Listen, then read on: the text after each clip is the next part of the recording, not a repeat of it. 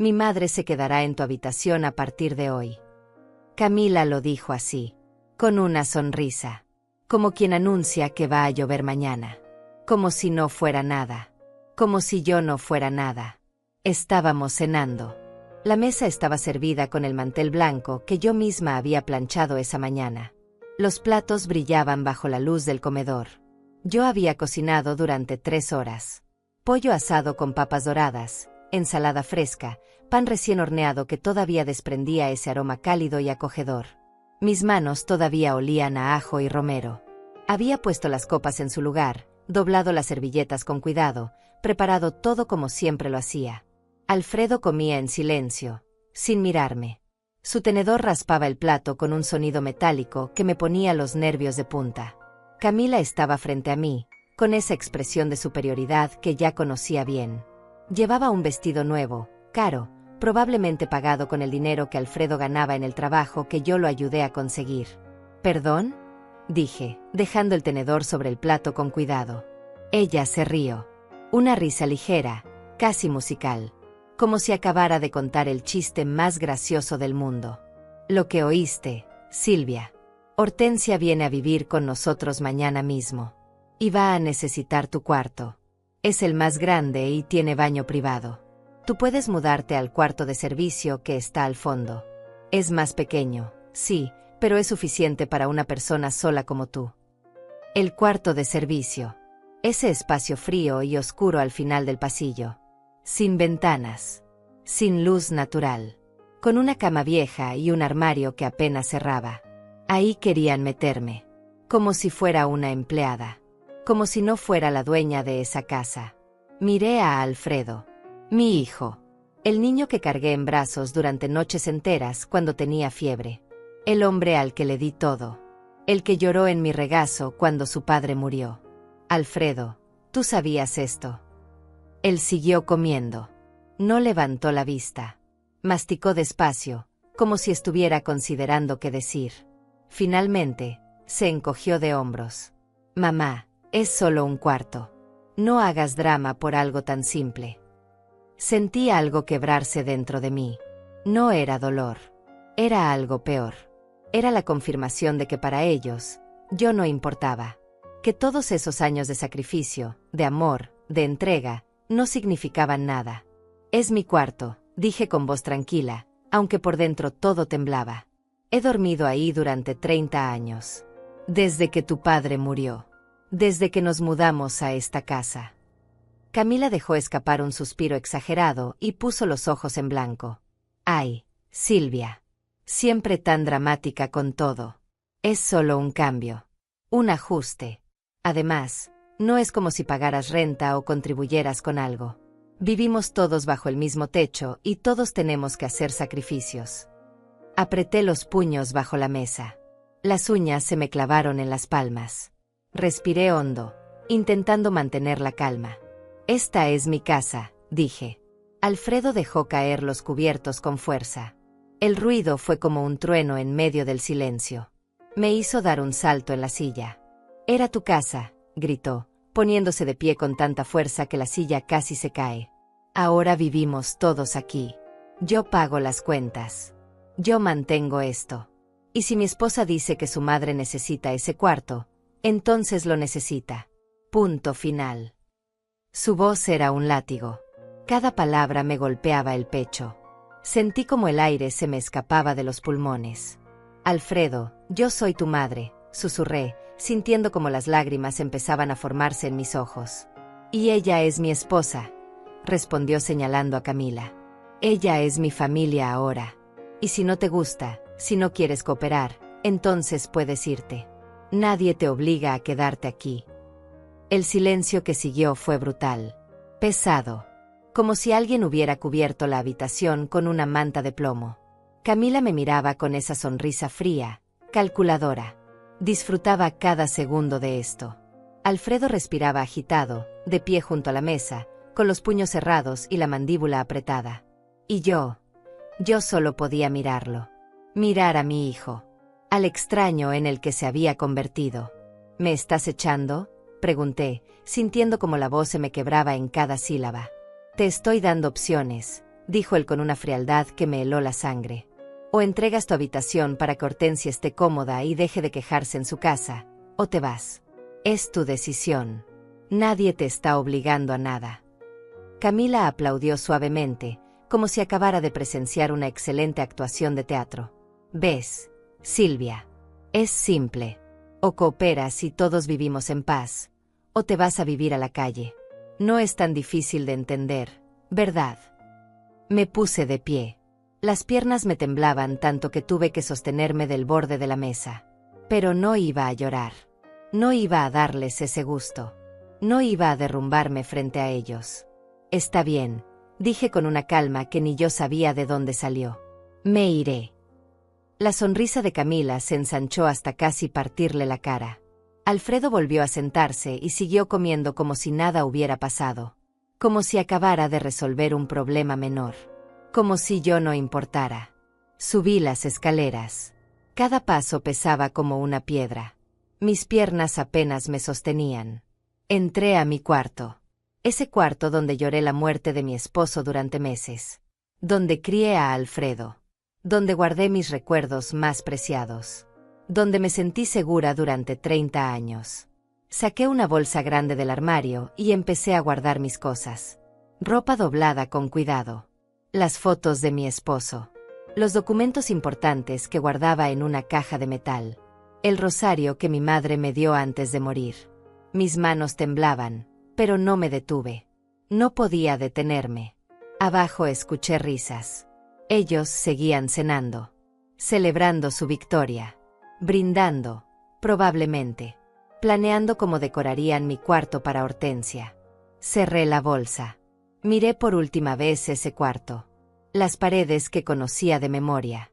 La ventana por donde entraba el sol cada mañana. La cama donde dormí junto a mi esposo durante 20 años. Y algo dentro de mí cambió. No fue rabia. No fue tristeza. Fue algo más profundo. Fue determinación. Fue claridad absoluta. Bajé las escaleras con mi bolsa en mano. Alfredo y Camila levantaron la vista desde la mesa. Ella tenía una copa de vino en la mano. ¿Ya te vas?, preguntó Camila con burla. ¡Qué rápido! Pensé que al menos llorarías un poco más. No respondí. Abrí la puerta principal. Saqué mi teléfono del bolsillo y llamé un taxi. Esperé afuera, en el frío de la noche, sintiendo como el viento me golpeaba la cara. Alfredo no salió a despedirse. No salió a preguntarme si estaba bien. No salió a decirme que lo sentía. Camila me observó desde la ventana del comedor con esa expresión de victoria absoluta. Levantó su copa hacia mí, como en un brindis silencioso. Pero ellos no sabían algo. Algo que yo había guardado en secreto durante 20 años. No sabían que yo tenía dinero. Mucho dinero. No sabían que administré cada centavo de la pensión de mi esposo con sabiduría y disciplina. Que invertí en fondos seguros. Que ahorré sin que nadie lo supiera. Que planifiqué cada movimiento. No sabían que la casa donde vivían todavía estaba completamente a mi nombre. Que nunca transferí la escritura. Que legalmente, ellos no eran dueños de nada. Y no sabían que en exactamente una semana, yo iba a comprar la mansión del otro lado de la calle. Esa propiedad grande y elegante que Camila siempre admiró con envidia. El taxi llegó. Un auto blanco con las luces encendidas. Subí con mi bolsa. El conductor me preguntó si estaba bien. Le dije que sí. Le di la dirección de un hotel en el centro de la ciudad. Miré por última vez esa casa donde di los mejores años de mi vida. Las luces del comedor estaban encendidas. Podía ver las sombras de Alfredo y Camila todavía sentados a la mesa. Y sonreí. No de felicidad. No de dolor. No de tristeza. Sonreí porque sabía que acababan de cometer el error más grande de sus vidas. Y yo iba a estar en primera fila para verlo todo derrumbarse. El taxi avanzaba por las calles vacías. Las luces de la ciudad pasaban como estrellas fugaces frente a la ventana. Yo miraba todo sin ver realmente nada. Mi mente estaba en otro lugar. En otro tiempo.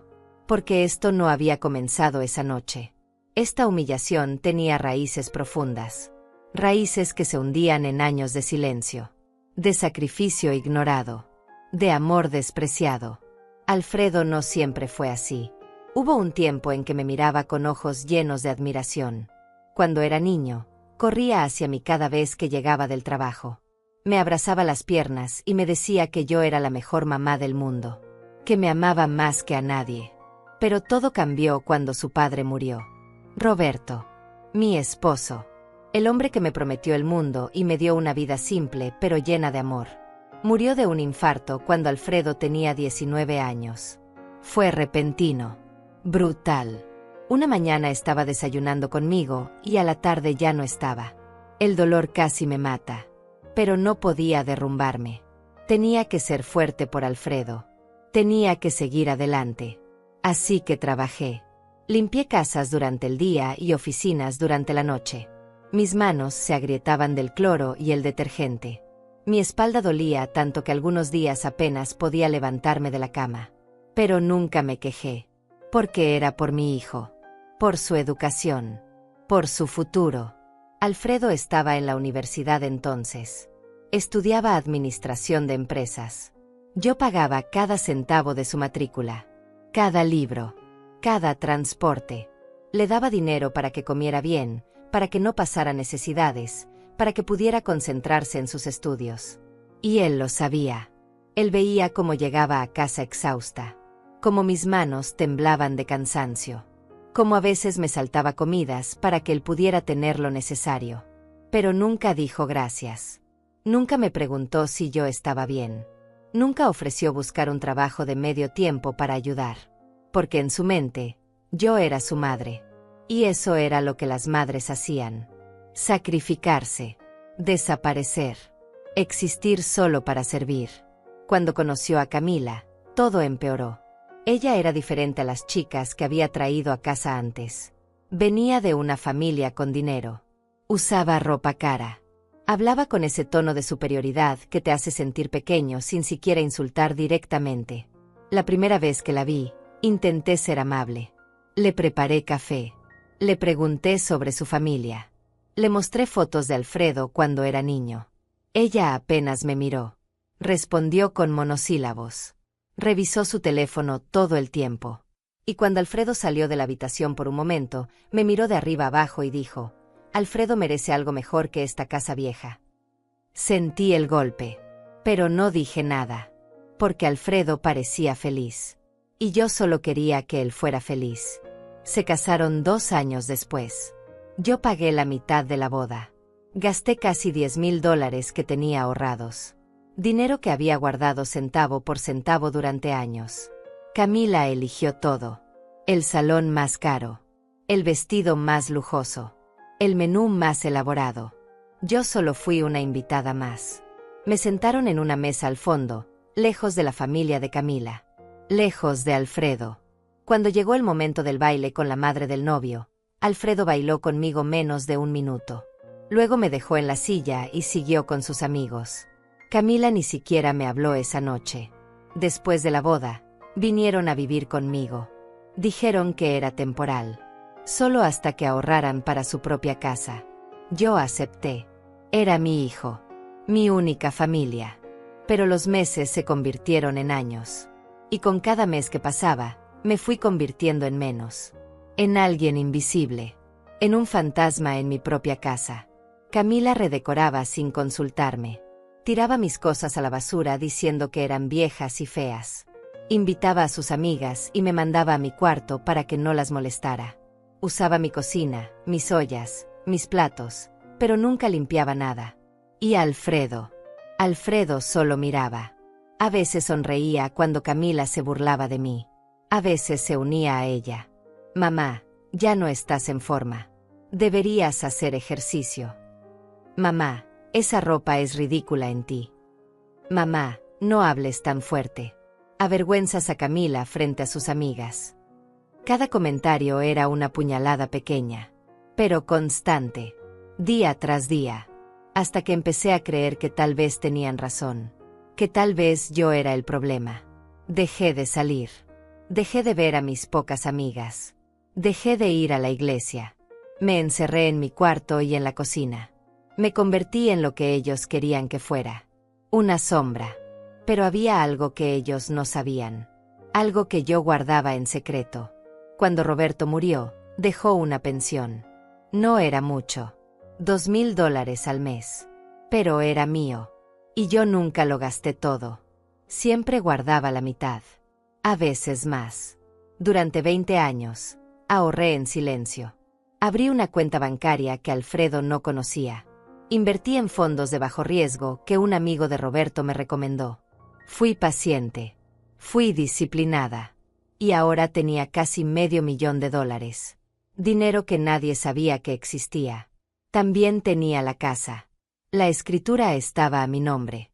Roberto la había dejado así en su testamento. Yo nunca la transferí a Alfredo. Nunca firmé ningún papel. Legalmente, todo era mío. Ellos vivían en mi casa. Comían con mi dinero cuando yo pagaba el mercado. Usaban mis muebles, mis platos, mis sábanas. Y nunca lo supieron. El taxi se detuvo frente al hotel. Un lugar sencillo pero limpio en el centro de la ciudad. Pagué al conductor. Bajé con mi bolsa. Entré al lobby. La recepcionista me miró con preocupación. «¿Está todo bien, señora?» Sonreí. Una sonrisa cansada pero real. «Sí, querida. Todo está bien. Solo necesito una habitación por esta noche». Subí a la habitación. Era pequeña. Una cama, un baño, una ventana que daba a la calle. Nada lujoso. Pero era mío. Nadie iba a entrar a gritarme. Nadie iba a pedirme que me moviera de mi propio espacio. Me senté en la cama. Saqué mi teléfono. Busqué el contacto de Vicente Antúnez. Un abogado que había sido amigo de Roberto. Un hombre honesto y confiable. Le escribí un mensaje. «Vicente, necesito hablar contigo mañana temprano. Es urgente». Respondió en menos de 5 minutos. «Claro, Silvia. Te espero a las 9 en mi oficina. ¿Estás bien?» «Ahora sí», escribí de vuelta. Apagué el teléfono.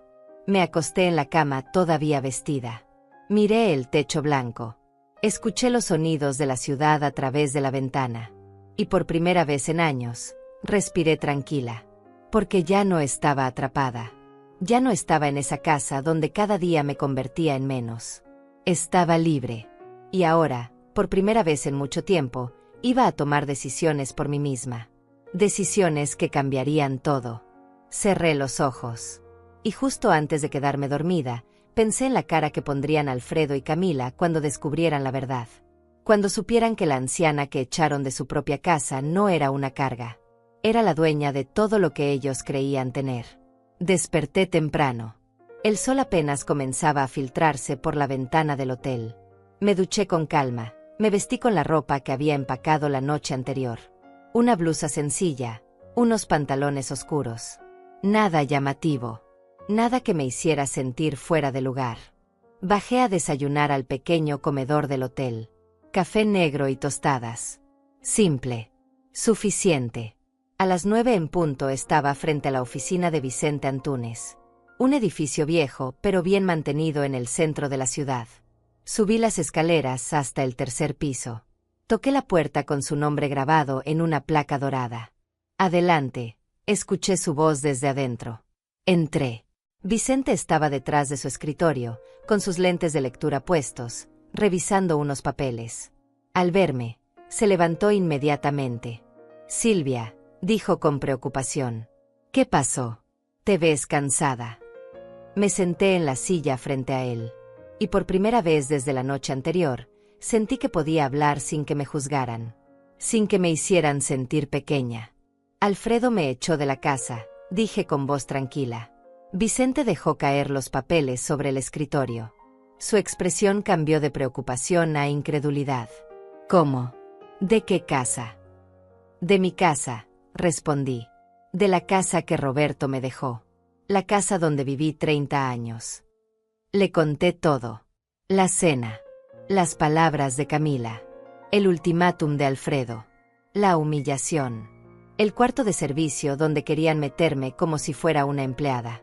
Vicente escuchó en silencio. Cuando terminé, se quitó los lentes y se frotó los ojos.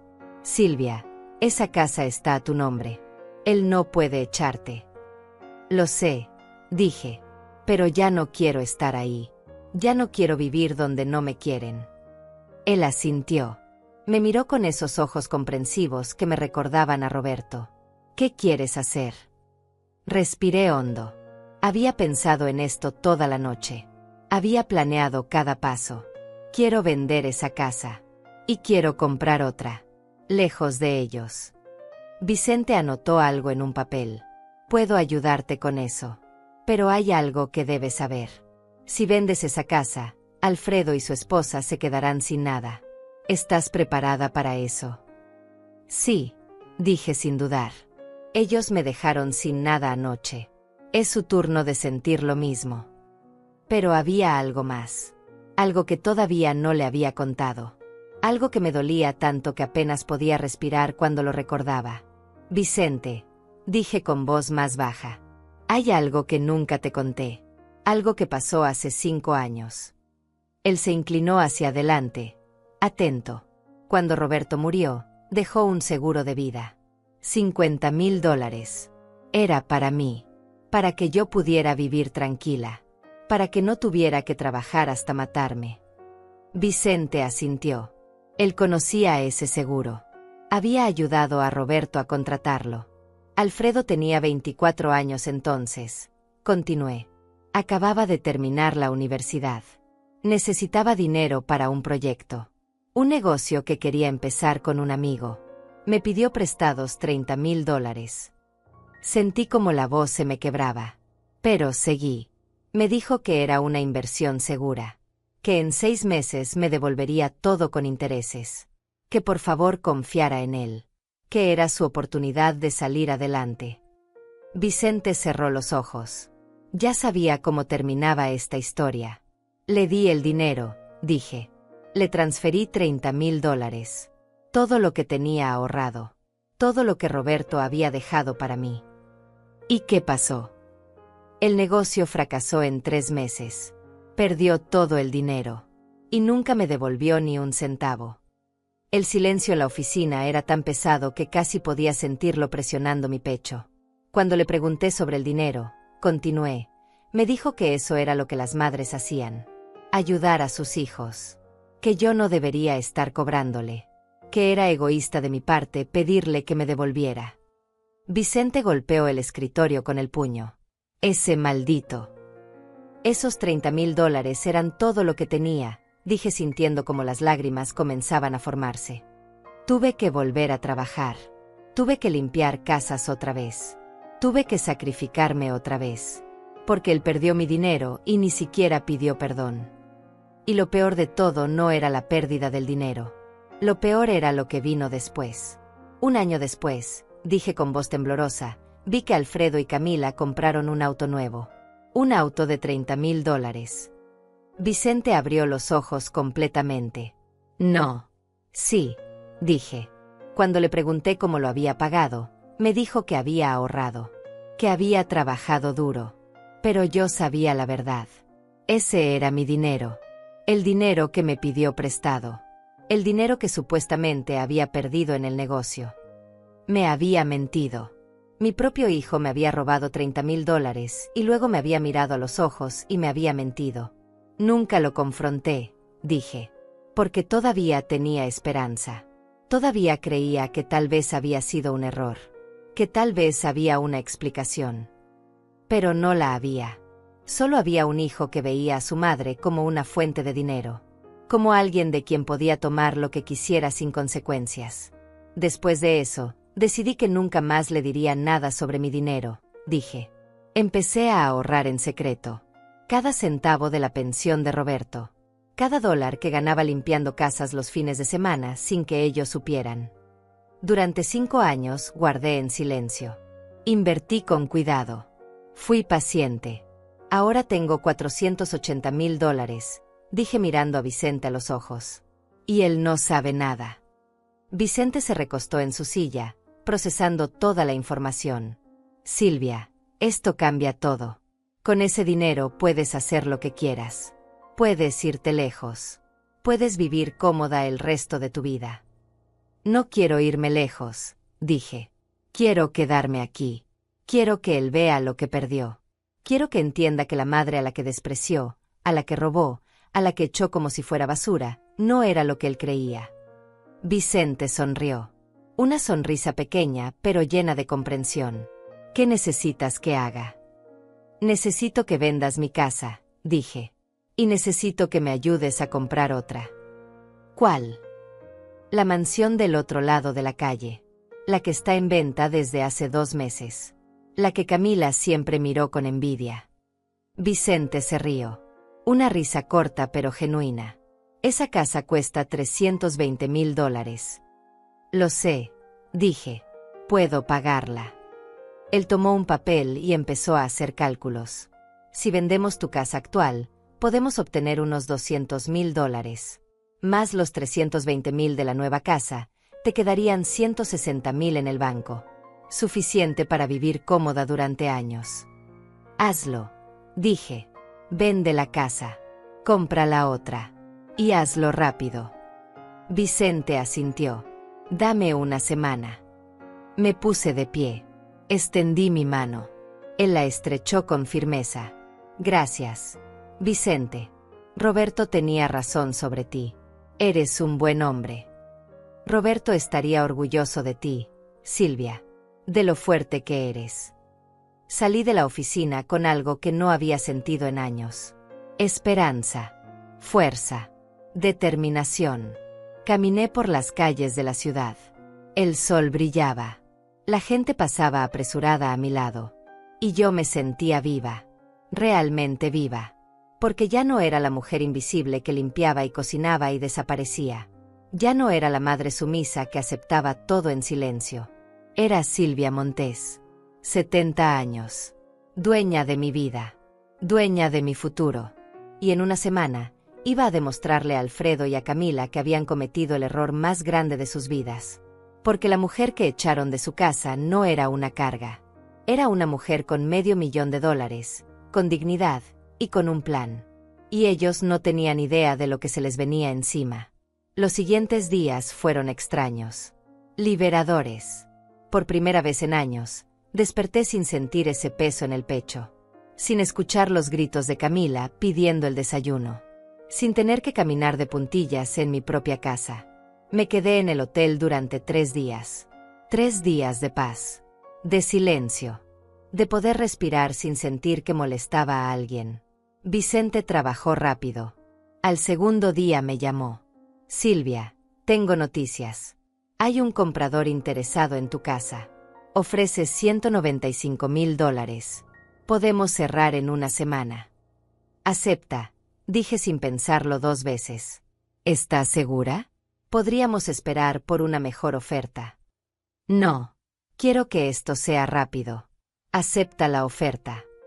Hubo un silencio del otro lado de la línea. Silvia, tengo que advertirte algo. Cuando se firme la venta, Alfredo y Camila tendrán que desalojar la casa en 30 días. ¿Estás preparada para eso?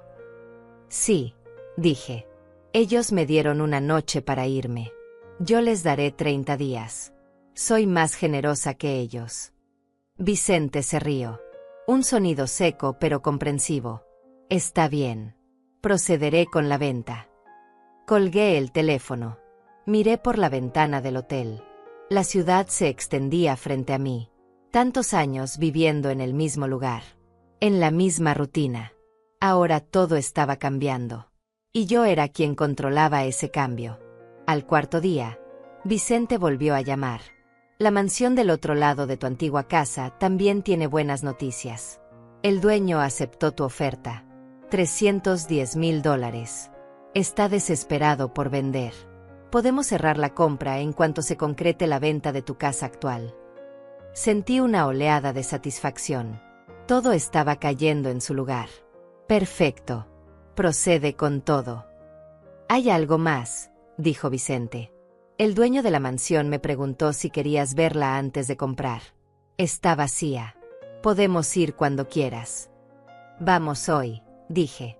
2 horas después, estaba frente a la mansión. Era hermosa. 3 pisos. Paredes blancas. Ventanas grandes que dejaban entrar la luz. Un jardín amplio con árboles viejos que daban sombra. Y lo mejor de todo, estaba justo al otro lado de la calle de mi antigua casa. Justo donde Alfredo y Camila podrían verla todos los días. Entramos. El lugar estaba impecable. Pisos de madera brillante. Escaleras elegantes. Una cocina enorme con electrodomésticos modernos. 4 habitaciones. 3 baños. Una sala amplia con chimenea. Es perfecta, dije caminando por cada habitación. Vicente sonrió. Sabía que te gustaría. El dueño anterior la cuidó muy bien. Solo se va porque consiguió trabajo en otro estado. Me detuve frente a la ventana de la sala. Desde ahí podía ver mi antigua casa. Podía ver el jardín donde Alfredo jugaba cuando era niño. Podía ver la ventana de mi antiguo cuarto. Y sentía algo extraño. No era tristeza. No era nostalgia. Era cierre. La quiero, dije. Compra esta casa, Vicente. Él asintió. Se hará. Durante esa semana, mantuve mi distancia. No llamé a Alfredo. No respondí sus mensajes. Porque sí, después del tercer día, comenzó a escribirme. El primer mensaje decía: Mamá, ¿dónde estás? Necesitamos hablar. No respondí. El segundo mensaje, un día después: Mamá, esto es ridículo. Regresa a casa. Podemos arreglar esto. Borré el mensaje sin responder. El tercer mensaje fue de Camila. Silvia, deja el drama. Eres una exagerada. Solo era un cuarto. Ya llegó Hortensia y necesitamos saber dónde estás para que recojas tus cosas del cuarto de servicio. Leí ese mensaje 3 veces. Sentí rabia. Pero también sentí algo más fuerte. Sentí poder. Porque ellos no tenían idea de lo que estaba por venir. No respondí ningún mensaje. Los dejé en el vacío. Así como ellos me dejaron a mí durante años. Al 7º día, Vicente me citó en su oficina. Todo está listo, dijo con una sonrisa.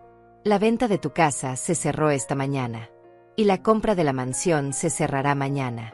Solo necesito que firmes algunos papeles. Firmé todo. Cada documento. Cada página. Con mano firme y corazón tranquilo. Hay algo más, dijo Vicente sacando un sobre. Preparé la notificación de desalojo para Alfredo y Camila. Tienen 30 días para abandonar la propiedad. ¿Quieres que se la envíe por correo certificado o prefieres entregársela en persona? Pensé en eso por un momento. Podía enviársela por correo. Fácil. Sin confrontación. Pero no. Ellos me humillaron frente a frente. Ellos me echaron mientras cenaban y reían. Yo iba a hacer esto cara a cara. En persona. Dije. Yo misma se la entregaré. Vicente me miró con respeto. Eres más fuerte de lo que pensé, Silvia. Tuve que serlo, respondí. La vida me obligó. Al día siguiente, me mudé a la mansión. Contraté un pequeño camión de mudanzas. Compré muebles nuevos. No muchos. Solo lo necesario. Una cama cómoda. Un sofá. Una mesa. Platos nuevos. Sábanas nuevas. Todo nuevo. Todo mío. Nada que me recordara a esos años de humillación. Los trabajadores de la mudanza entraron y salieron toda la mañana. Yo los dirigía con calma. Les indicaba dónde poner cada cosa. Y en todo ese tiempo, miré hacia la casa de enfrente. Hacia mi antigua casa. Vi movimiento en las ventanas. Vi cortinas que se movían. Sabía que ellos estaban mirando. Sabía que se estaban preguntando qué estaba pasando. A la tarde, cuando todo estuvo en su lugar, salí al jardín de mi nueva casa. Me senté en una banca bajo un árbol. Tomé un vaso de agua fría. Y esperé. No pasó mucho tiempo.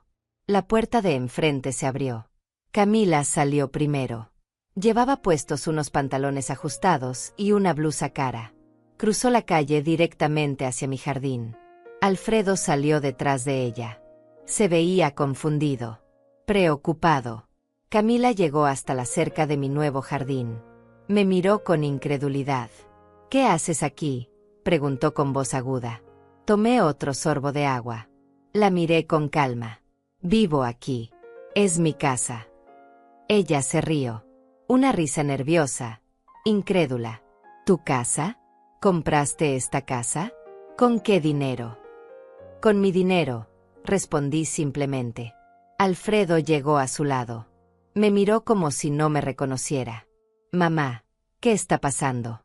¿De dónde sacaste dinero para comprar esta mansión? Me puse de pie. Saqué el sobre que Vicente me había dado. Caminé hasta la cerca. Se lo entregué a Alfredo. Ábrelo, dije. Él lo abrió con manos temblorosas. Leyó el documento. Su cara pasó de confusión a shock absoluto. Notificación de desalojo, leyó en voz alta. ¿Vendiste la casa? Sí, dije. La vendí. Ya no es mía. Y definitivamente no es tuya. Camila le arrebató el papel de las manos. Lo leyó rápidamente. Su cara se puso roja. No puedes hacer esto. Esa es nuestra casa. Vivimos ahí.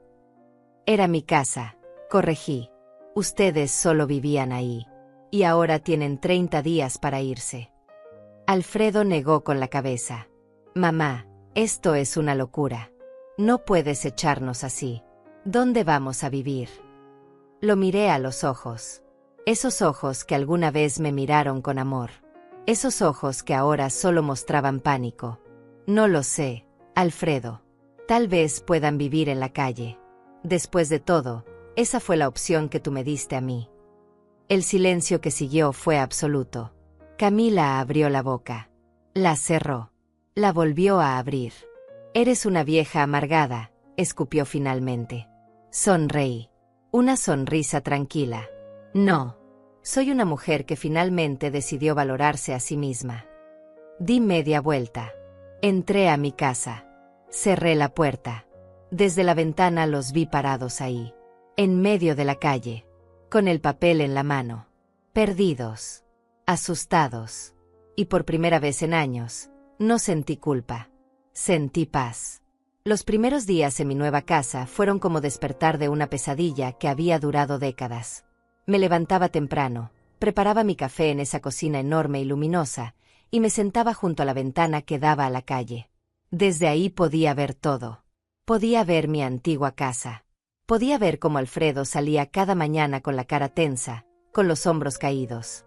Podía ver cómo Camila miraba hacia mi mansión con esa mezcla de rabia y envidia que ya no me afectaba.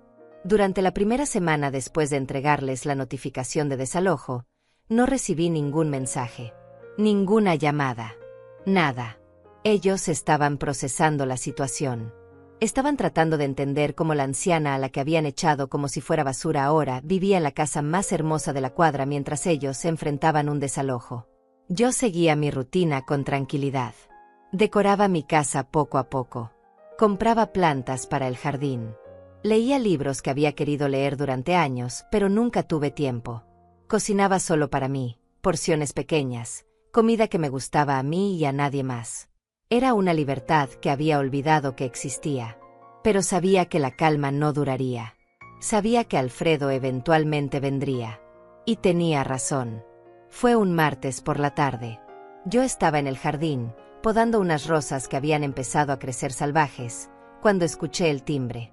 Dejé las tijeras de podar sobre la mesa del jardín, me quité los guantes y caminé hacia la puerta. Sabía quién era antes de abrir. Alfredo estaba ahí. Solo. Sin Camila. Se veía terrible. Tenía ojeras profundas. La camisa arrugada. El cabello despeinado. Como si no hubiera dormido en días. Le abrí la puerta pero no lo invité a pasar. Me quedé ahí, en el umbral, mirándolo con la misma expresión tranquila que había mantenido desde que me fui de su casa. Se quedó callado por un momento, como si estuviera buscando las palabras correctas. Finalmente habló con voz ronca, cansada, llena de una desesperación que intentaba disfrazar como preocupación. Me dijo que necesitábamos hablar. Que esto había ido demasiado lejos. Que él entendía que yo estaba enojada, que tenía derecho a estarlo, pero que vender la casa había sido una exageración. Me dijo que Camila estaba muy estresada, que su madre Hortensia había tenido que regresar a su ciudad porque el ambiente estaba muy tenso, que ellos no tenían dinero ahorrado para rentar otro lugar tan rápido. Me preguntó si yo realmente iba a dejarlos en la calle, si realmente iba a hacerle eso a mi propio hijo. Lo escuché sin interrumpirlo. Dejé que dijera todo lo que tenía que decir. Y cuando terminó, cuando se quedó ahí parado esperando mi respuesta, simplemente le pregunté si recordaba la noche de la cena. Si recordaba haberme dicho que podía irme a vivir a la calle. Si recordaba haber comido tranquilamente mientras yo empacaba mis cosas con las manos temblando. Su cara cambió. La falsa preocupación desapareció. Y lo que vi en su lugar fue algo peor. Vi molestia. Vi frustración. Como si yo fuera la irrazonable. Como si yo fuera quien estaba haciendo algo malo. Me dijo que eso había sido diferente. Que él nunca pensó que yo realmente me iría. Que solo estaba enojado en ese momento porque Camila lo había presionado mucho sobre el tema de su madre. Que yo debería entender que él tenía que mantener la paz en su matrimonio. Que las esposas siempre vienen primero. Que así funcionaban las cosas. Sentí algo quebrarse dentro de mí. No de tristeza, sino de claridad absoluta. Porque en ese momento entendí que Alfredo no había venido a disculparse. No había venido a reconocer que me había tratado mal. Había venido a manipularme. A hacerme sentir culpable. A lograr que yo resolviera su problema. Entonces me dijo algo que hizo que todo mi cuerpo se pusiera rígido. Me dijo que necesitaba que le prestara dinero. Que con $50,000 podría pagar el primer año de renta en un departamento decente. Que después me lo devolvería con intereses. Que por favor confiara en él. Que era mi hijo. Que las madres siempre ayudaban a sus hijos sin importar qué. Lo miré directo a los ojos. Y le recordé los $30,000 que me había pedido prestados hace 5 años. El dinero del seguro de vida de su padre. El dinero que supuestamente había perdido en un negocio, pero que en realidad había usado para comprar un auto de lujo. El dinero que nunca me devolvió. El dinero por el cual nunca se disculpó. Su expresión cambió completamente. La máscara cayó. Ya no había fingimiento. Solo había rabia. Me dijo que yo era una resentida. Que guardar rencor por algo que había pasado hace 5 años era patético. Que ese dinero ya no importaba. Que yo estaba siendo egoísta al no ayudarlo ahora que realmente me necesitaba. Me dijo que él era mi único hijo, mi única familia, y que si yo tenía tanto dinero como para comprar esa mansión ridícula, entonces tenía suficiente dinero para ayudarlo a él. Y entonces dijo algo que nunca voy a olvidar. Me dijo que si yo no le prestaba ese dinero, si yo no cancelaba la venta de la casa y se las devolvía, entonces él nunca me volvería a hablar. Que yo me quedaría sola para siempre. Que moriría sola en esa casa grande y vacía sin nadie que me quisiera. Que él era todo lo que yo tenía y que estaba a punto de perderlo por mi orgullo estúpido. Cada palabra fue diseñada para herirme. Para hacerme sentir pequeña. Para hacerme sentir asustada. Para que yo cediera como siempre había cedido. Pero algo en mí había cambiado. Ya no era la mujer que se tragaba el dolor en silencio. Ya no era la madre que se sacrificaba hasta desaparecer. Le dije con voz calmada y firme que no le iba a prestar ni un centavo. Que la casa ya estaba vendida y que nada de lo que él dijera iba a cambiar eso. Que tenía 30 días para encontrar otro lugar donde vivir y que después de eso, si no se habían ido, la policía lo sacaría por la fuerza. Le dije que durante años yo había sido invisible para él, que me había usado como una fuente inagotable de dinero y trabajo sin darme nada a cambio excepto desprecio, y que ahora era su turno de enfrentar las consecuencias de sus acciones. Le dije que si él decidía no hablarme nunca más, yo iba a estar bien. Que había vivido 70 años en este mundo y que había aprendido que estar sola era mejor que estar rodeada de gente que te hace sentir sola. Su cara se puso roja. Apretó los puños. Por un momento pensé que iba a gritarme. Pero no lo hizo. En lugar de eso, me miró con un odio tan puro, tan profundo, que casi pude sentirlo físicamente. Me dijo que yo me iba a arrepentir de esto. Que yo estaba cometiendo el error más grande de mi vida. Que él se iba a asegurar de que yo pagara por lo que le estaba haciendo. Y después dio media vuelta y se fue caminando rápido, casi corriendo, de regreso a la casa de enfrente. Cerré la puerta. Me apoyé contra ella. Y respiré profundo. No estaba asustada. No estaba triste. Estaba aliviada. Porque finalmente había dicho todo lo que necesitaba decir. Finalmente me había parado firme frente a él y había establecido límites. Los siguientes días fueron tensos. Veía cómo Alfredo y Camila entraban y salían de la casa con cajas.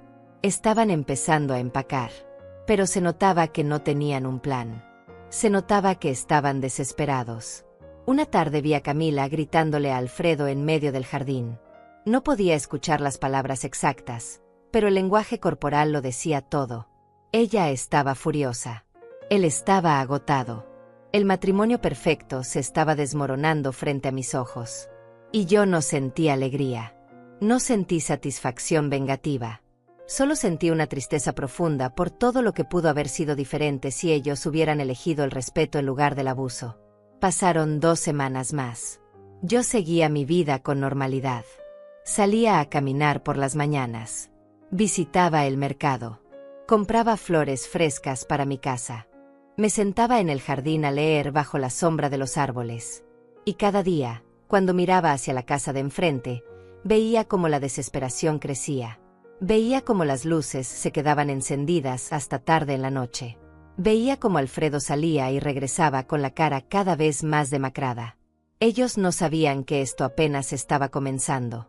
No sabían que la casa era solo el principio. Porque yo había tomado otra decisión. Una decisión que Vicente había ejecutado esa misma semana. Había cambiado mi testamento. Todo lo que yo tenía, cada centavo, cada inversión, cada propiedad, ahora iba a ir a una fundación de caridad que ayudaba a mujeres mayores abandonadas por sus familias. Alfredo no iba a recibir nada. Absolutamente nada. Y cuando lo descubriera, cuando finalmente entendiera que la gallina de los huevos de oro que siempre pensó que tendría disponible se había ido para siempre, iba a ser demasiado tarde. Pero eso vendría después. Por ahora, solo tenía que esperar. Solo tenía que ver cómo la vida que ellos habían construido sobre mi sacrificio se derrumbaba pieza por pieza. Y yo iba a estar ahí, en mi mansión, en paz, viendo cómo finalmente cosechaban lo que habían sembrado. La tercera semana del plazo de desalojo estaba llegando a su fin. Yo podía ver desde mi ventana cómo Alfredo y Camila se movían con una urgencia cada vez más frenética. Las cajas se acumulaban en el garaje. Un camión de mudanza pequeño llegó un día y se llevó algunos muebles. Pero no todos. No tenían a dónde llevarlos. No tenían un lugar a donde ir. Yo seguía mi rutina diaria sin alterarme. Me levantaba temprano, preparaba mi desayuno, cuidaba mi jardín, leía mis libros. La paz que sentía en esa casa era algo que no había experimentado en décadas. Cada rincón era mío. Cada decisión era mía. Nadie me gritaba. Nadie me exigía nada. Nadie me hacía sentir que yo era un estorbo en mi propio espacio. Pero por las noches, cuando me sentaba en la sala con una taza de té caliente, pensaba en todo lo que había tenido que hacer para llegar hasta aquí. Y me daba cuenta de que mi plan no había terminado. Todavía faltaba una pieza. Una pieza crucial que ellos no sabían que existía. Durante todos estos años, mientras yo limpiaba y cocinaba y desaparecía en segundo plano, yo había estado haciendo algo más. Algo que nadie imaginaba. Había estado construyendo mi propia seguridad en silencio. Había estado tomando decisiones financieras inteligentes que ahora me daban no solo independencia, sino verdadero poder. Porque el dinero que tenía no era solo de la pensión de Roberto. No era solo de los ahorros que había acumulado centavo por centavo. Había algo más. Algo que había mantenido en absoluto secreto. Cuando Roberto murió, además del seguro de vida que Alfredo prácticamente me robó, había otra póliza. Una más pequeña, de $20,000, que estaba a nombre mío en una compañía de seguros diferente. Alfredo nunca supo de su existencia porque Roberto la había contratado años antes, cuando Alfredo era apenas un niño, y los documentos estaban guardados en una caja de seguridad en el banco. Tomé ese dinero y, en lugar de gastarlo, lo invertí. Contraté a un asesor financiero que me ayudó a ponerlo en fondos de inversión conservadores. Durante 20 años, ese dinero creció. Se multiplicó. Y ahora, junto con mis ahorros disciplinados de la pensión, tenía una fortuna que me daba libertad absoluta. Pero había más. Hacía 10 años, cuando todavía trabajaba limpiando casas, una de mis clientas, una señora mayor llamada Alma Fontés, me dejó algo en su testamento. Ella no tenía familia. Yo había cuidado de ella durante sus últimos 5 años de vida, no solo limpiando su casa, sino haciéndole compañía, llevándole medicinas, leyéndole libros cuando su vista falló. Cuando murió, su abogado me contactó y me dijo que ella me había dejado $50,000. Yo lloré durante días. Nunca esperé nada a cambio de mi cariño hacia ella. Pero ella me vio, me valoró y me recompensó. Ese dinero también lo invertí. Y también creció. Y luego estaba la casa que acababa de vender. La casa que Roberto compró cuando Alfredo era pequeño, cuando las propiedades en esa zona no valían casi nada. Con los años, el vecindario mejoró. Se volvió codiciado. Y esa casa modesta que compramos en $30,000 ahora valía casi $200,000. Todo esto junto me había dado la libertad de comprar la mansión. De vivir sin preocupaciones. De no tener que depender de nadie nunca más. Y ahora venía la parte que ellos no sabían. La parte que iba a cambiar todo para siempre.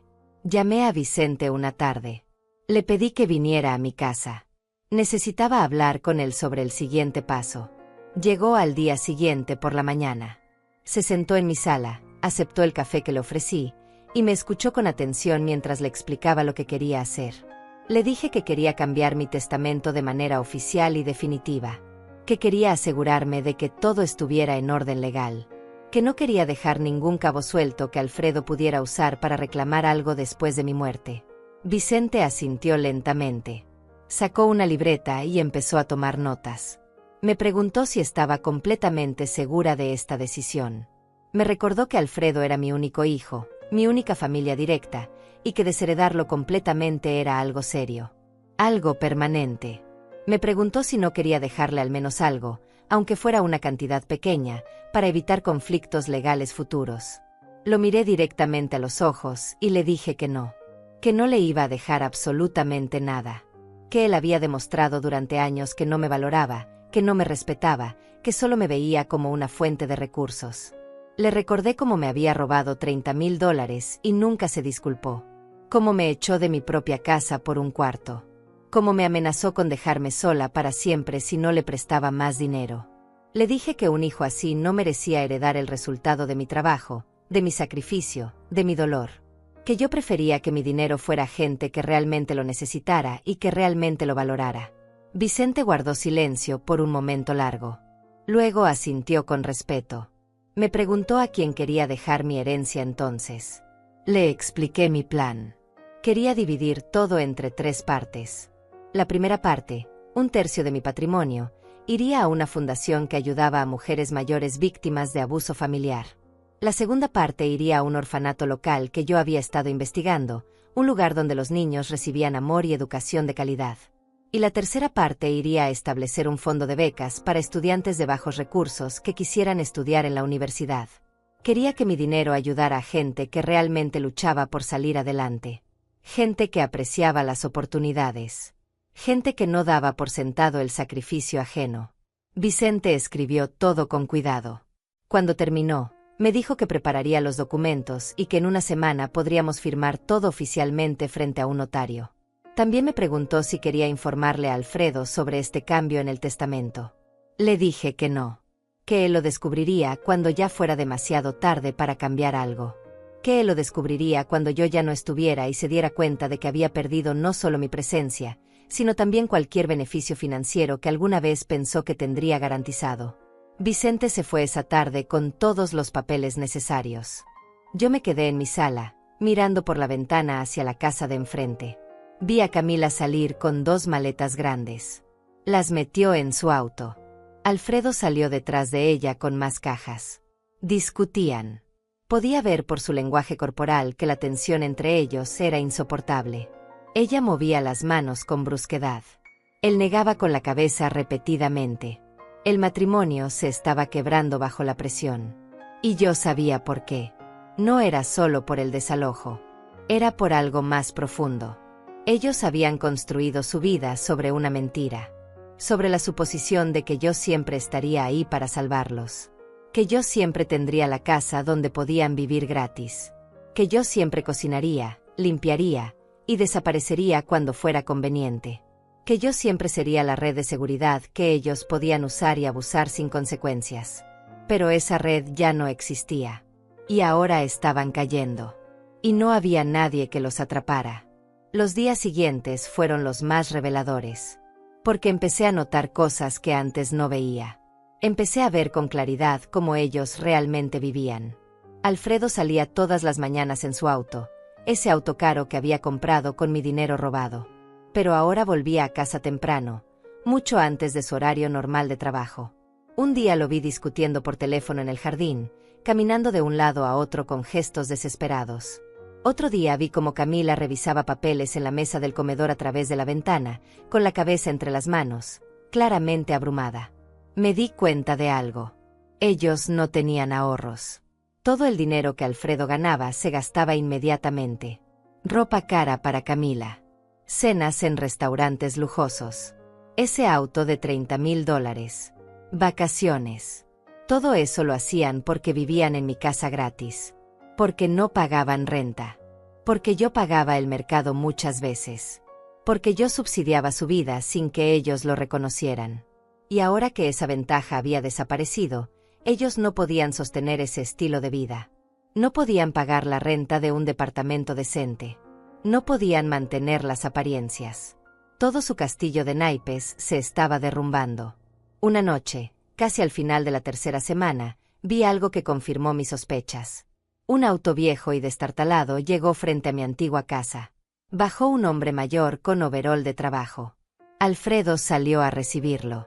Hablaron por unos minutos. El hombre sacó una libreta y escribió algo.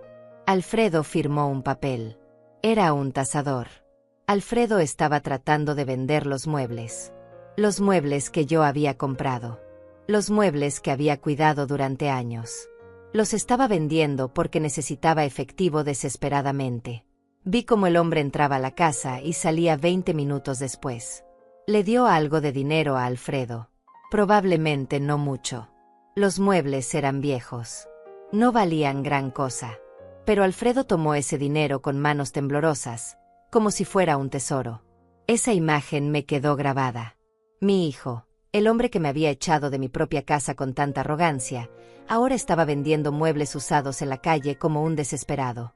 Y yo no sentí alegría. No sentí venganza. Sentí una tristeza profunda. Porque esto no tenía que ser así. Si él hubiera elegido el respeto. Si hubiera elegido la gratitud. Si hubiera elegido valorar a su madre en lugar de explotarla.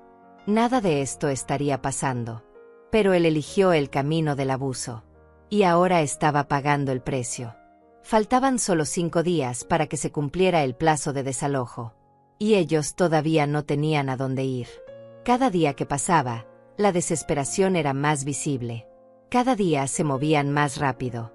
Cada día parecían más perdidos. Y yo seguía ahí, en mi mansión, en paz, sabiendo que había tomado las decisiones correctas. Sabiendo que finalmente me había elegido a mí misma después de 70 años de elegir a otros. Vicente me llamó esa noche para confirmar que todos los documentos del testamento estaban listos. Que solo necesitaba ir a su oficina al día siguiente para firmar todo oficialmente. Le dije que estaría ahí. Y mientras colgaba el teléfono, miré una última vez hacia la casa de enfrente. Las luces estaban encendidas. Podía ver sombras moviéndose detrás de las cortinas. Podía imaginar el pánico, la confusión, el miedo. Ellos no sabían lo que estaba por venir. No sabían que su peor pesadilla apenas estaba comenzando. Porque yo no solo les había quitado la casa, les había quitado su futuro. Les había quitado la red de seguridad que pensaban que siempre tendrían. Y ahora iban a tener que aprender a vivir con las consecuencias de sus propias acciones. Igual que yo tuve que hacerlo durante tantos años. El día 30 llegó. Era un viernes por la mañana. El sol brillaba con una claridad casi cruel. Yo estaba sentada en mi sala, tomando mi café, cuando vi el camión de la policía estacionarse frente a mi antigua casa. Detrás venía otro vehículo. El del alguacil encargado de hacer cumplir la orden de desalojo. Dejé la taza sobre la mesa. Me acerqué a la ventana. No para disfrutar el espectáculo, sino porque necesitaba ver el final de esta historia que yo misma había escrito. Los oficiales bajaron del vehículo. Uno de ellos llevaba papeles en la mano. Tocaron la puerta. Esperaron. Nadie respondió. Volvieron a tocar, esta vez con más fuerza. Escuché el sonido desde mi casa. Golpes secos, oficiales, que resonaban en la calle silenciosa. Finalmente la puerta se abrió. Alfredo apareció. Estaba en pijama todavía. El cabello revuelto. La cara demacrada. Se veía como alguien que no había dormido en días. Los oficiales le mostraron los papeles. Él los leyó. Negó con la cabeza. Dijo algo que no pude escuchar. Pero por su lenguaje corporal, estaba suplicando. Estaba pidiendo más tiempo. El oficial negó con firmeza. Le señaló el documento. Le explicó algo. Alfredo se pasó las manos por la cara. Se dio vuelta y gritó hacia adentro de la casa. Camila apareció. Llevaba una bata. También se veía terrible. Su cabello, siempre perfectamente arreglado, estaba despeinado. Su rostro, siempre maquillado con cuidado, estaba pálido y manchado. Hubo una discusión. Camila gritaba. Alfredo intentaba calmarla. Los oficiales permanecían firmes, con las manos en los cinturones, esperando. No había negociación posible. El plazo había terminado. La ley era clara. Finalmente Alfredo volvió a entrar a la casa. Camila lo siguió. Los oficiales esperaron afuera. Uno de ellos habló por radio. El otro revisaba el reloj cada pocos minutos. Pasó media hora. Luego Alfredo y Camila comenzaron a sacar cosas. Bolsas de basura llenas de ropa. Cajas mal cerradas. Un televisor pequeño. Algunos platos envueltos en toallas. Lo amontonaban todo en la entrada. No tenían camión de mudanza. No tenían un plan organizado. Solo estaban sacando lo que podían cargar. Un auto viejo llegó. Era el de Camila. Empezaron a meter cosas en el maletero. En el asiento trasero. En el asiento del copiloto. Llenaron ese auto hasta que no cabía nada más. Y todavía quedaban cosas en la entrada. Muchas cosas. Camila se subió al auto y se fue. Alfredo se quedó ahí parado, mirando todo lo que quedaba. Los oficiales le dijeron algo. Él asintió. Volvió a entrar a la casa. Salió con más bolsas. Las dejó en la calle. En ese momento, algo dentro de mí se movió. No era lástima. No era arrepentimiento. Era algo más complejo. Era la confirmación de que esto realmente estaba pasando. Que el hijo al que parí, al que crié, al que amé con cada fibra de mi ser, ahora estaba siendo desalojado de la casa que yo construí. Y yo era la responsable. Pero no retrocedí. No salí a ayudarlo. Porque él había elegido esto. Él había elegido humillarme. Había elegido robarme. Había elegido echarme a la calle sin ningún remordimiento. Y ahora estaba cosechando exactamente lo que había sembrado. Pasó otra hora. Camila volvió. Ahora traía a alguien más. Era Hortensia, su madre. La misma mujer que se iba a quedar en mi cuarto. La misma mujer por la que todo esto comenzó. Ella bajó del auto y miró la escena con horror. Miró las cajas en la calle. Miró a los oficiales. Miró a su hija. Y luego, como si pudiera sentir mi presencia, miró directamente hacia mi ventana. Nuestros ojos se encontraron por un segundo. Y en ese segundo, vi algo en su rostro. No era arrogancia. No era burla. Era miedo. Era la comprensión de que habían subestimado completamente a la anciana que pensaron que podían pisar sin consecuencias. Desvié la mirada. Ya no me importaba lo que ella pensara. Ya no me importaba lo que ninguno de ellos pensara. Los oficiales finalmente perdieron la paciencia. Le dijeron a Alfredo que tenía 15 minutos para terminar de sacar sus cosas o todo lo que quedara adentro sería considerado abandonado y la nueva dueña de la propiedad podría disponer de ello como quisiera. Alfredo entró corriendo. Salió con más cosas. Un colchón que arrastraba por el suelo. Una lámpara. Una caja de zapatos. Todo amontonado sin cuidado en la acera. Camila y Hortensia trataban de organizar algo, pero era imposible. Había demasiadas cosas y muy poco espacio. Cuando los 15 minutos terminaron, Los oficiales le pidieron a Alfredo que entregara las llaves. Él buscó en sus bolsillos con manos temblorosas. Sacó el llavero. Lo miró por un momento largo. Y luego se lo entregó al oficial. El oficial tomó las llaves, verificó algo en sus papeles, y le dijo a Alfredo que el desalojo estaba completado, que ya no podía entrar a esa propiedad, que si lo hacía, sería arrestado por allanamiento. Alfredo asintió sin decir nada. Se dio vuelta y miró la casa. Su casa durante tantos años. La casa donde había vivido gratis, donde había comido la comida que yo cocinaba, donde había dormido en paz mientras yo trabajaba hasta agotarme. Y entonces hizo algo que no esperaba. Miró hacia mi ventana, directamente hacia donde yo estaba. No podía ver mis ojos desde esa distancia, pero yo podía ver los suyos. Y lo que vi ahí no fue arrepentimiento. No fue disculpa. Fue odio puro. Me sostuve firme. No aparté la mirada. Lo dejé ver que yo estaba ahí, que yo había presenciado todo, que yo no sentía culpa. Después de un momento que pareció eterno, él apartó la vista. Se subió al auto con Camila y Hortensia. El auto estaba tan lleno que apenas podían cerrar las puertas. Y se fueron, dejando atrás montones de cosas en la acera que no pudieron llevarse. Los oficiales colocaron un candado nuevo en la puerta. Pegaron un aviso legal. Y luego ellos también se fueron. La calle quedó en silencio. Solo quedaban las cajas y bolsas abandonadas en la acera. Testimonios mudos de una vida que se había derrumbado. Me alejé de la ventana. Volví a mi sala. Terminé mi café que ya estaba frío. Y respiré. Era oficial. Alfredo ya no tenía la casa. Ya no tenía el refugio que yo le había proporcionado durante años. Ya no tenía la red de seguridad de su madre siempre disponible para rescatarlo. Ahora estaba solo. Él y su esposa, enfrentando el mundo sin el colchón que yo había sido para ellos. Más tarde ese día, Vicente me llamó. Me dijo que la nueva propietaria de la casa tomaría posesión al día siguiente. Me preguntó si quería supervisar la limpieza de las cosas que habían quedado abandonadas.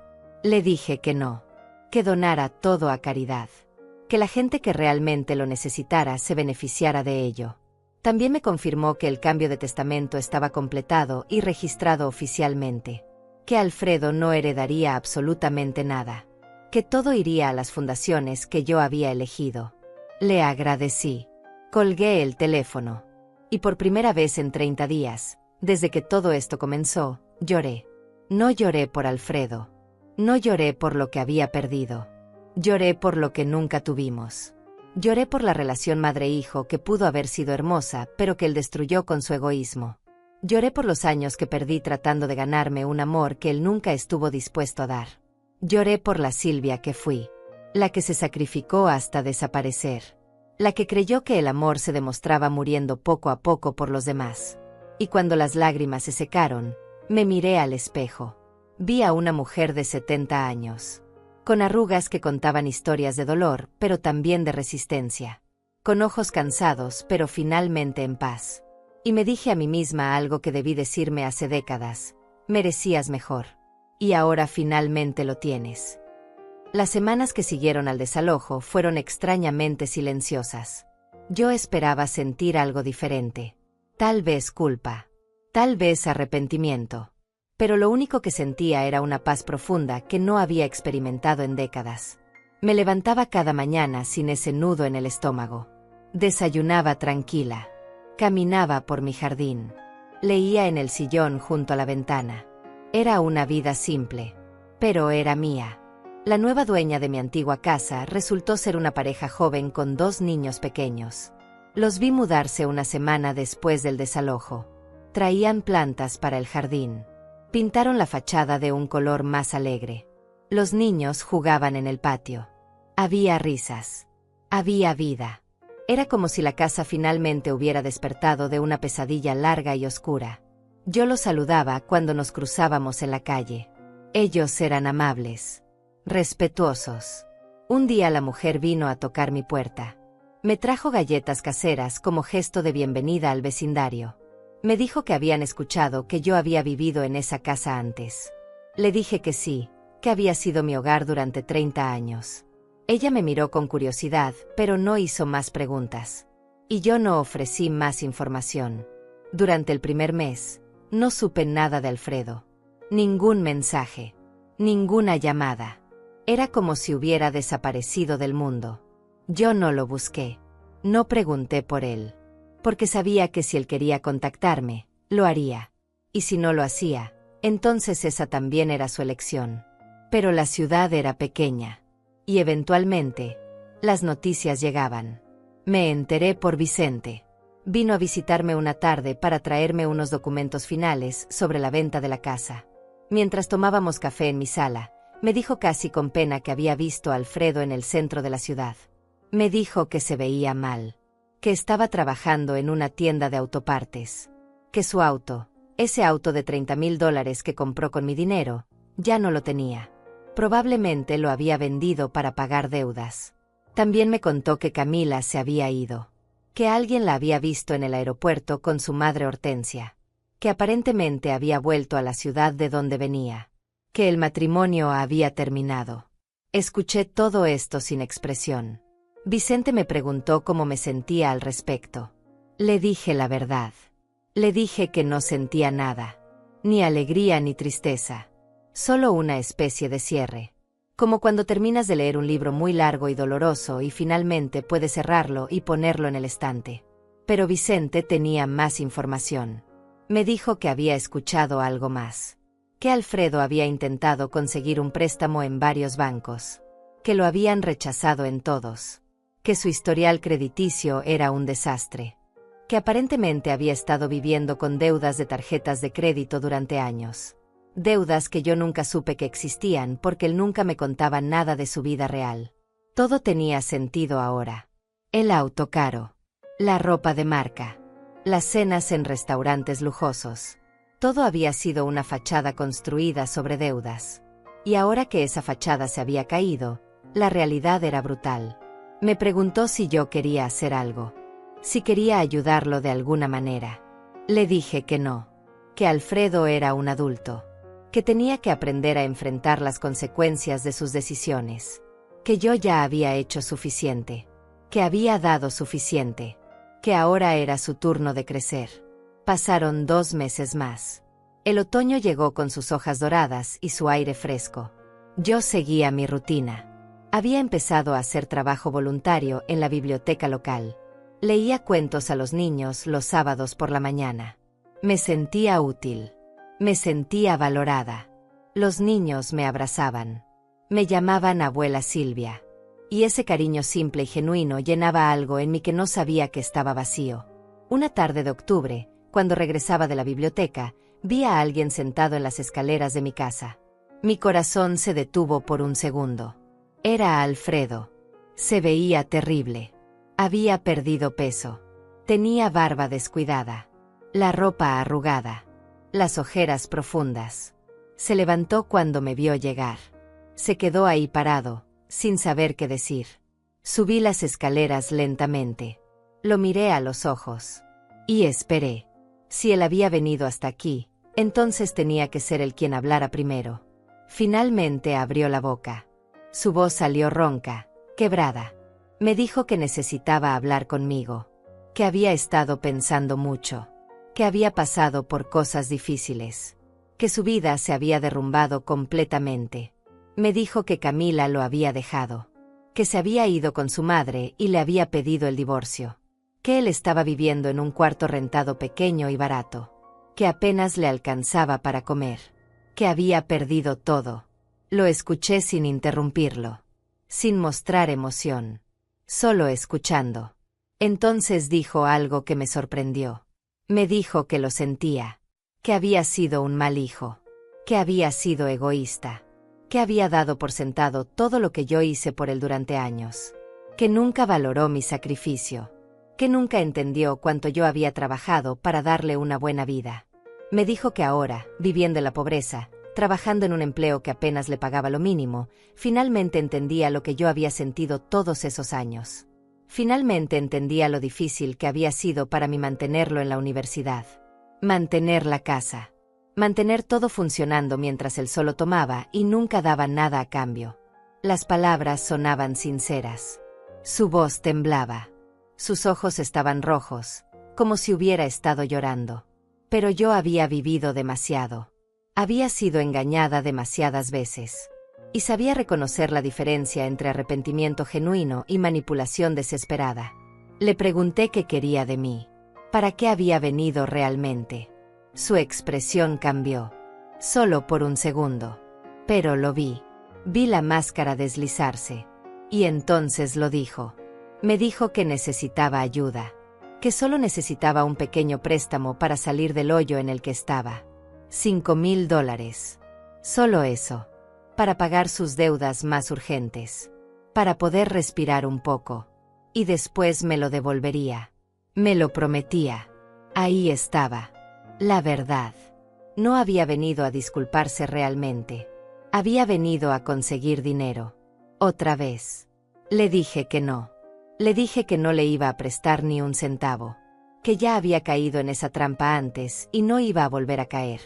Su expresión cambió completamente. La falsa humildad desapareció. Y en su lugar volvió la rabia. Me dijo que yo era su madre. Que se suponía que las madres ayudaban a sus hijos sin importar qué. Me dijo que yo tenía dinero de sobra, que vivía en una mansión mientras él vivía en la miseria. Me preguntó cómo podía dormir tranquila sabiendo que su propio hijo estaba sufriendo. Le respondí con calma. Le dije que yo dormía perfectamente bien. Que finalmente había aprendido que ayudar a alguien que no quiere cambiar no es ayuda, es complicidad. Que él había tenido incontables oportunidades de elegir diferente y siempre había elegido el camino fácil, el camino egoísta. Le recordé los $30,000 que me robó. Le recordé cómo me echó de mi casa. Le recordé cada humillación, cada desprecio, cada vez que me hizo sentir invisible. Le dije que si él estaba sufriendo ahora, no era culpa mía. Era culpa suya. Era el resultado directo de sus propias acciones. Y que yo ya no iba a salvarlo. Que él tenía que salvarse a sí mismo. Se quedó callado. Luego me miró con ese odio que ya había visto antes. Me dijo que yo era una mujer amargada y cruel. Que algún día me iba a arrepentir de esto. Que cuando yo fuera vieja y estuviera sola y enferma, no iba a tener a nadie. Y que eso sería culpa mía. Le dije que yo ya era vieja. Que ya había estado sola durante años, incluso cuando él vivía conmigo. Y que prefería estar sola con paz que acompañada de gente que solo me usaba. Bajó las escaleras. Se fue caminando rápido, casi corriendo. No miró atrás. Y yo me quedé ahí parada, viendo cómo se alejaba, sabiendo que probablemente esa era la última vez que lo vería. Entré a mi casa. Cerré la puerta. Me senté en mi sillón favorito. Y no lloré. No sentí culpa. No sentí arrepentimiento. Solo sentí alivio. Porque finalmente había roto el ciclo. Finalmente había dejado de permitir que me usaran. Finalmente me había elegido a mí misma. Alfredo había perdido todo. Su casa. Su esposa. Su estilo de vida. Su red de seguridad. Y yo había ganado algo mucho más valioso. Había ganado mi dignidad. Mi paz. Mi libertad. Y eso no tenía precio. Han pasado 6 meses desde aquella última conversación con Alfredo en las escaleras de mi casa. 6 meses en los que mi vida ha encontrado un ritmo que nunca pensé que sería posible. Un ritmo de paz. De propósito. De verdadera felicidad. Me levanto cada mañana con el sol. Preparo mi café exactamente como me gusta. Sin apuros. Sin nadie gritándome que se le hace tarde. Desayuno en mi jardín cuando el clima lo permite. Leo el periódico completo. Dedico tiempo a cuidar mis plantas, que han crecido hermosas bajo mi atención constante. Los sábados sigo yendo a la biblioteca. Los niños me esperan con entusiasmo. Me abrazan cuando llego. Me piden que les lea sus cuentos favoritos una y otra vez. Sus padres me agradecen. Me dicen que sus hijos hablan de mí durante toda la semana. Ese cariño simple y genuino me llena el corazón de una manera que nunca experimenté con mi propio hijo. También me uní a un grupo de mujeres mayores que se reúne los miércoles. Hacemos manualidades. Compartimos historias. Nos reímos. Muchas de ellas han pasado por situaciones similares a la mía. Hijos ingratos.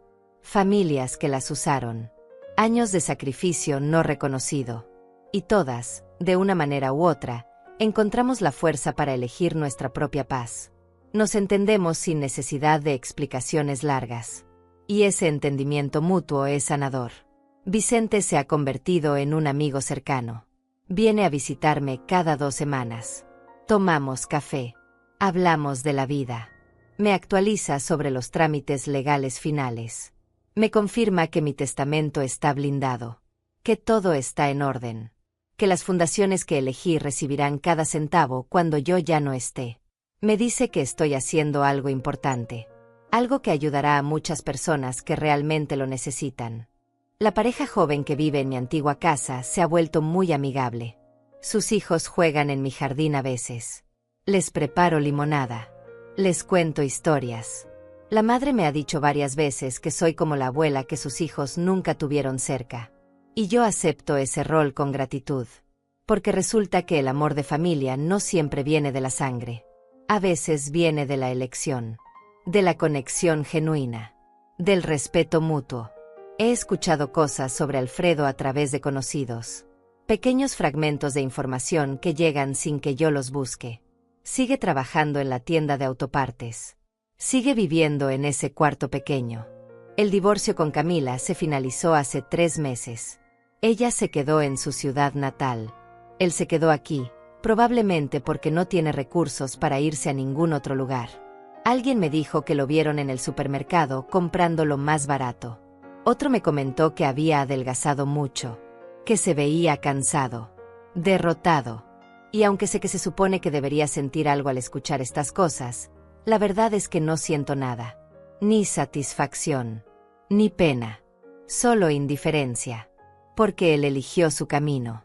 Y yo elegí el mío. No he vuelto a saber de él directamente. No hay mensajes. No hay llamadas. Es como si hubiera aceptado finalmente que la fuente de la que siempre tomó se ha secado permanentemente. O tal vez solo está esperando. Esperando que yo me ablande. Que la culpa me consuma. Que regrese a ser la madre sumisa que siempre fui. Pero eso no va a pasar. Porque yo he cambiado. He aprendido que el amor propio no es egoísmo. Que establecer límites no es crueldad. Que decir no cuando es necesario no te convierte en mala persona. He aprendido que después de 70 años de vivir para otros, finalmente está bien vivir para mí.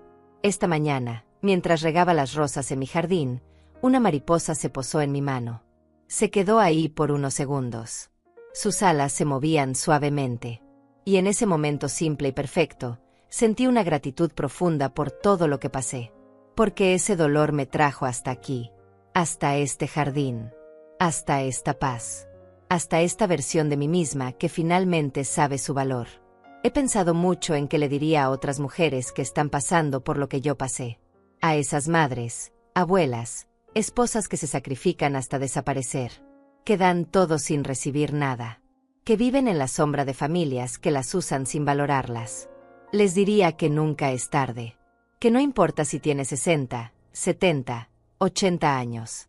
Nunca es tarde para elegirte a ti misma. Nunca es tarde para establecer límites. Nunca es tarde para decir basta y construir una vida que valga la pena vivir. Les diría que el miedo a estar sola es peor que la soledad misma. Que estar rodeada de gente que te hace sentir invisible es mucho más solitario que estar físicamente sola pero en paz contigo misma. Les diría que el dinero que guardas, que administras con sabiduría, no es egoísmo. Es seguridad. Es libertad. Es la diferencia entre ser prisionera de las circunstancias o ser dueña de tu propio destino. Y les diría que los hijos ingratos no cambian porque tú te sacrifiques más. Cambian cuando enfrentan consecuencias reales. Cuando pierden el privilegio de tu presencia. Cuando finalmente tienen que crecer y hacerse responsables de sus propias vidas. Esta tarde, mientras el sol se ponía sobre mi jardín, me senté en mi banca favorita. Miré hacia mi casa. Esta hermosa mansión que compré con mi propio dinero. Con mi propio esfuerzo. Con decisiones que tomé por mí misma. Y sonreí. Una sonrisa genuina. Llena de paz. Porque finalmente entendí algo fundamental. La venganza no es destruir a quien te hizo daño. La verdadera venganza es construir una vida tan plena, tan feliz, tan digna, que ya no te importe lo que ellos hagan o dejen de hacer. Alfredo perdió mucho. Su casa, su matrimonio, su comodidad, su red de seguridad. Pero yo gané algo mucho más valioso. Gané mi libertad, mi dignidad, mi paz interior. Y me gané a mí misma. A los 70 años, finalmente aprendí a valorarme. Aprendí que merezco respeto, que merezco amor genuino, que merezco vivir sin culpa mis últimos años en este mundo. Y si alguien está leyendo esto, si alguien se identifica con mi historia, quiero que sepa algo importante. Tú también lo mereces. Mereces ser valorada. Mereces paz. Mereces elegirte a ti misma. No importa cuántos años hayas dado. No importa cuánto hayas sacrificado. Nunca es tarde para recuperar tu vida. Nunca es tarde para decir, hasta aquí. Hasta aquí llegó mi sacrificio. Ahora me toca a mí. Y cuando lo hagas, cuando finalmente te elijas, vas a descubrir algo hermoso. Vas a descubrir que la vida que siempre mereciste estaba esperándote del otro lado del miedo. Solo tenías que dar el primer paso. Yo lo di. Y ahora vivo en paz. Y esa paz no tiene precio. Esta es mi historia. La historia de cómo recuperé mi vida a los 70 años. La historia de cómo una cena humillante se convirtió en el catalizador de mi liberación. Y si mi historia puede inspirar aunque sea una sola persona a elegirse a sí misma, entonces cada lágrima, cada dolor, cada momento difícil valió la pena. Porque ahora soy libre. Y esa libertad es mi mayor victoria.